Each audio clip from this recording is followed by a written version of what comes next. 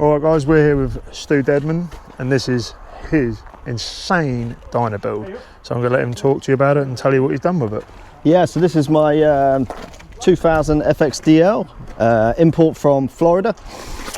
Pretty much came standard, like bog standard. So I swapped out a load of bits, put a new SPC polished exhaust on it, and then just went literally fully OG stuff on it. You know, I got the new derby cover, we got the Mikuni HSR 42 we put on, chrome covers, we've got gold black risers, we've even got clutch perf, brake perfs, we went for Galfa fully wavy front and back disc setup,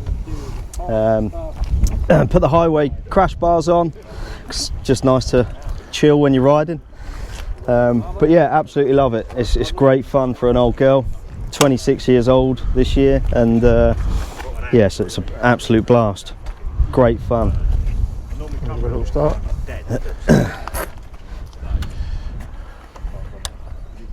No immobiliser on this old girl.